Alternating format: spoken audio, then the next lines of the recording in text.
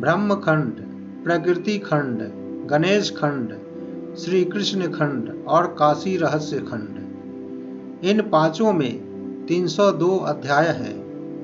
इन पांचों खंडों से युक्त यह पुराण 18,000 श्लोकों का बताया गया है। ब्रह्मखंड में कुल 30 अध्याय हैं और इसमें श्री कृष्ण चरित्र की विविध लीलाओं और सूक्ष्म क्रम का वर्णन प्राप्त होता है।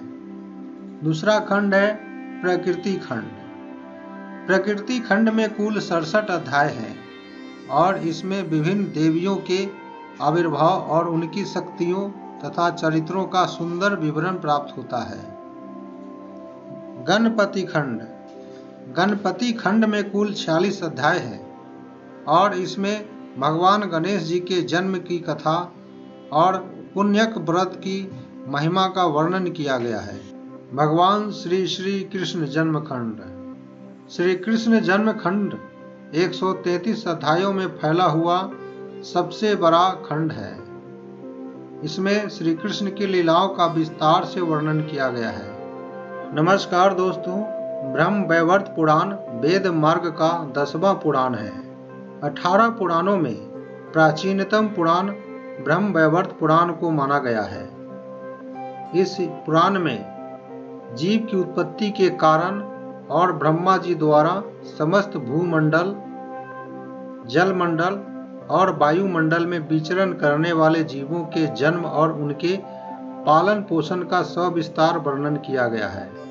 इसमें भगवान श्री कृष्ण और देवी श्री राधा जी का गोलोक लीला और भगवान राम और जानकी जी की साकेत लीलाओं का विस्तृत वर्णन और अवतार लीला का सुंदर विवेचन है।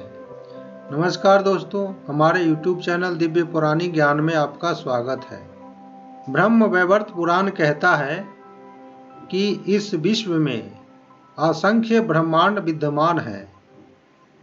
प्रत्येक ब्रह्मांड के अपने अपने विष्णु, ब्रह्मा और महेश हैं।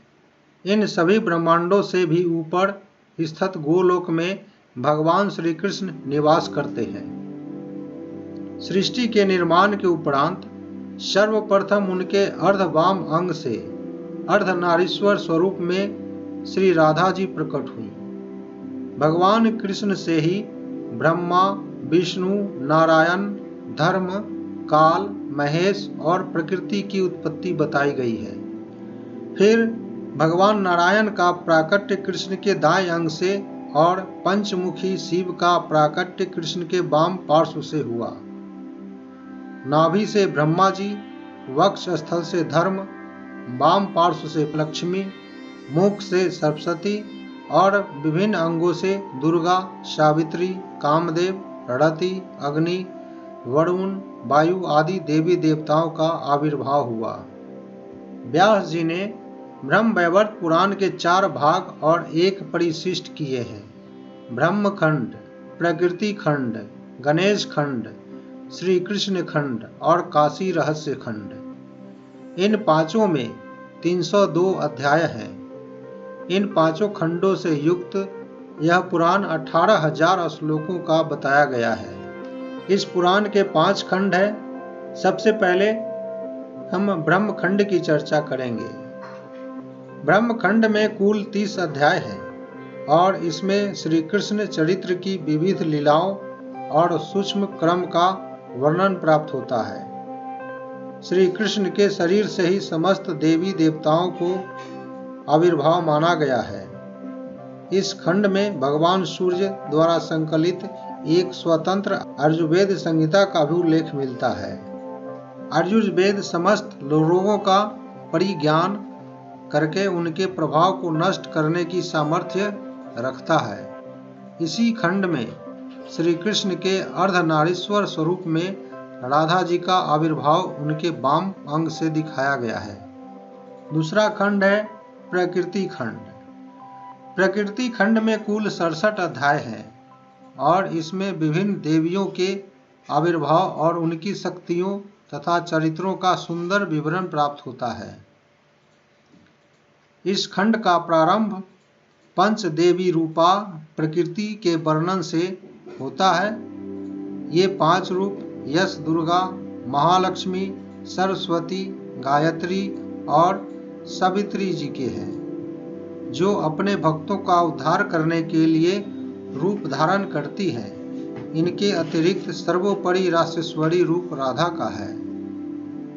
राधा कृष्ण चरित्र और राधा जी की पूजा अर्चना का संक्षिप्त परिचय इस खंड में प्राप्त होता है। इन देवियों के विभिन्न नामों का उल्लेख भी प्रकृति खंड में है। गणपति खंड। गणपति खंड में कुल 46 अध्याय है और इसमें भगवान गणेश जी के जन्म की कथा और पुण्यक व्रत की महिमा का वर्णन किया गया है। गणेश जी के चरित्र और लीलाओं का वर्णन भी इसी खंड में है। बालक गणेश को जब शनि देव देख लेते हैं तो उनके दृष्टिपात से गणेश जी का सिर कटकर गिर जाता है। तब पार्वती जी की प्रार्थना पर भगवान शिव जी हाथी का सिर काटकर गणेश के धड़ पर लगाकर उन्हें जीवित कर देते हैं। गणेश जी के 8 विघ्ननाशक नामों की सूची इस खंड में इस प्रकार दी गई है: विघ्नेश, गणेश, हिरंब, गजानन, लंबोदर, एकदंत, शूर्पकर्ण और विनायक। इसी खंड में सूर्य कवच तथा सूर्य स्त्रोत का भी वर्णन है।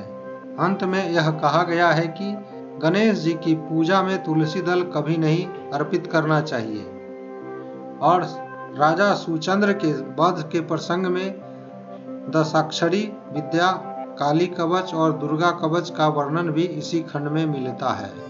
अगला खंड है भगवान श्री कृष्ण जन्म खंड। श्री कृष्ण जन्म खंड 133 अध्यायों में फैला हुआ सबसे बड़ा खंड है।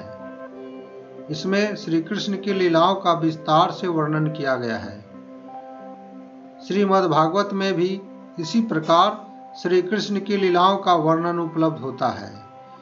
इस खंड में योग निद्रा द्वारा वर्णित श्री कृष्ण कवच का उल्लेख है, जिसके पाठ से दैविक और भौतिक भयों का समूल नाश हो जाता है। श्री कृष्ण के 33 नामों की सूची भी इस खंड में दी गई है। बलराम जी के 9 नामों और राधा के 16 नामों का वर्णन भी श्री कृष्ण जन्म खंड में प्राप्त होता है। इसी खंड में 100 के लगभग उन वस्तुओं, द्रव्यों और अनुष्ठानों की सूची भी दी गई है जिनके मात्र से सौभाग्य की प्राप्ति होती है। इसी खंड में तिथि विशेष में विभिन्न तीर्थों में स्नान करने और पुण्य लाभ कमाने का उल्लेख किया गया है। कार्तिक पूर्णिमा में राधा जी की पूजा अर्चना करने पर बल दिया गया है, जो विशेष फलदायी है। इसी खंड में कहा गया है कि अन्नदान से बढ़कर कोई दूसरा दान नहीं है।